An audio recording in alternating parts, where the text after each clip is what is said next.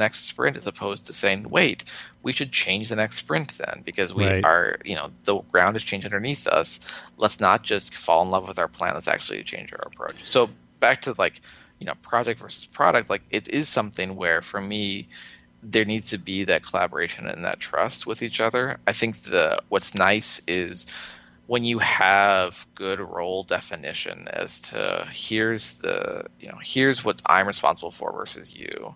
I have the benefit right now of my job is defined as it stands now as the next 3 sprints. That's the thing that I own most directly.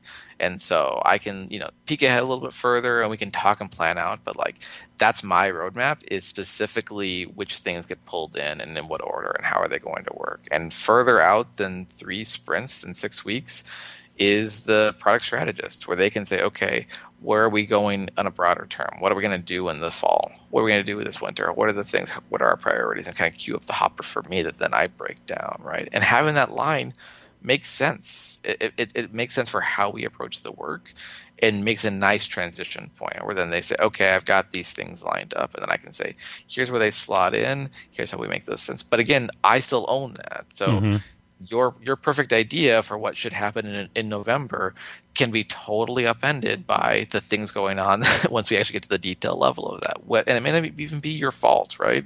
It could be that the world changed, now our priorities have shifted, or something else came up, and I'm sorry, I don't have as much time as we thought we were going to. And so what are we going to do instead? Like that, but having that, giving me that ownership to say, I make the call there on what the right decision is at the sprint level, and you make the call on what the right decision is in terms of what the next new thing we work on is. And, our customer support team makes the call on what bugs are even worth talking about and which ones do we just say, that's not a thing we want to actually do right now. We're not focused on that feature or whatever. Like having that kind of built-in ownership across the product and having that definition between them makes for a really efficient way to pull together, where we're all working together toward the same goal, as opposed to all just arguing for our own personal priorities and not actually listening and trusting when I make a call that, like, I'm sorry, your thing got deprioritized, and it's not because I don't like you. It is because, believe me, something else came up. Sure. Well, and so when you're playing that role, and as I've said over and over again, project managers and product managers should be leaders within the groups that they're in. They should be helping define that what you, like you mentioned, the product manager should be really defining what success looks like those few sprints out, like you mentioned, right. And then working with the team to make sure that they're feeling supported in order on delivering those things. So much like you had mentioned, you have a strategy team that's looking much further out, but then you also have yourself kind of in that middle role, making sure that things are getting staged up in a way that makes the most sense. How does that process work that you've seen success in? When you're making those, because again, when we talk about it in kind of a stage gate sort of, in our conversation, we're talking about it more in a stage gate way, but I can imagine that it is a little bit more iterative. Tell me a bit about how you manage that process between being the person that is translating what the strategy team wants to accomplish back to the project manager, who has to actually fix a budget and set a course in order to deliver on those sprints. Right. Yeah. It's there's no one easy answer for it. It's an interesting mix of responsibilities, right? Like I remember very clearly the moment where I understood the product well enough, because it's a pretty complicated big product, that like, oh, I can feel that this ticket is not ready, right? This feature does not have enough detail on it. We need to actually go back, or we have to consider what does the email look like it's sent or whatever. And there was like a very clear moment in time where I was like, I have leveled up in my product ownership, where I don't have to ask questions anymore. I actually know I can recognize those things, and doing that, opened up a whole new world of work for me. So it's like, okay, now I need to review all these things and make sure that to my standard, this is where it needs to be, right? That's a full-time job almost to go through and get them exactly right. And that I had to scale back and say, it's not my job to make it perfect. I have to trust the team next level down to actually do that as well, or to bring those questions to me. It's my role to get them the answers, but not always ahead of time, right? Like I sit next to them intentionally so they can say, we didn't think about what happens if if they're not logged in. Then what do we do? It's like, oh shit, you're right. Okay. Or we do this way, or let me get an answer for you. Give me a second. I'll talk to this guy. I'll get back to you, right? Like it is a little bit of that balance, because you need to give them enough to start and to build something and to make progress and not get hung up, but also not take away from them their own agency and shortchange their own expertise and knowledge about this, right? Like I'm lucky enough to have worked with some really, really intelligent engineers in the past who have been have shown me directly how much knowledge they bring to the process and how intimately familiar they are about the best way to accomplish a feature if you arm them with that knowledge. And so what I try to do is I try to start with, here's what we're trying to accomplish as a feature. And everything I say, try to tie that back to, remember, the goal here is we want our users to do this or see this thing, or they want them to be able to do X thing. Yeah, so you want this behavior. Right. And here's my idea for how we do that, but I'm not saying I'm right, and push back on me on that. And that's an area of growth we have right now too, is breaking away from just it's in the ticket, so I do it that way mentality, right?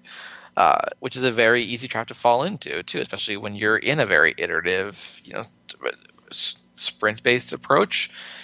It's like, cool, I've got my 6 tickets. I'm going to work on them. I'm going to mark them as complete and move them on, grab the next one. Like, so to kind of find those ways to say, let's make sure that we're all thinking together about this. And for me, again, as that natural problem solver, I find myself having to pull back and say, don't give them too much. Don't tell them exactly how it should be. Give them the goal and let them get to that, to how they want to get there, because ultimately that's where it works best. Like the same thing with a sprint, where it's like, okay, here's the items I got and the priorities I've got. It's not my job to make sure that you get it all done in this 2-week cycle. That's your job. Right. So here's the things I think that we can do, and I can look at velocity and other metrics to kind of get there. But at the end of a big sprint planning session, then I say, everybody look at this list of whatever it is, 30 tickets that we've all just put in the sprint together. What does your gut say? Is this too much? Or do we have too much front-end work here? Is this all to go to Kurt to build, right? Like, can we actually split this work up between ourselves appropriately? Like, there's that human gut check element that I try to make sure that we do. So we actually, because what I want them to take away from that is, you as the project manager, or you as the engineering team, or whoever it is, like, you're the one that owns the delivery in this very short project almost, right? So I can set you up for success the best I can, but then have to kind of like, fly free, little birdie. You're on your own. I hope you come back with the Lego thing I asked you to build me. Yeah. but like it's not it doesn't help anything for me to say, well, according to my spreadsheet, you can do exactly this many tickets, and this is the right answer, and here you go. Mm-hmm. And if you don't get it done, I'm gonna give you the evil eye, and I'm gonna grill you on why you didn't get it done, right? And complain to your boss about it. Like that's the wrong way to approach all of this work. Sure. Well, in terms of a one of the things I've seen in certain roles, one of the things I've seen in certain organizations, the product manager is a bit at a distance from the technical side of things. It's either that conduit hasn't been hasn't been installed, so that there is a better communication between those teams, or this person might not have had as much experience as you particularly had working as a project manager, being closer to those teams. So it's probably more natural for you. But what advice would you give a product manager out there that's trying to get more out of their team in order to deliver on those products? Yeah, I'm lucky enough that when they were hiring for my role, which was a relatively new position in the company, they intentionally made the choice to say, we want this person to be part of the engineering team, essentially. Like in the org chart, I'm under the technology heading.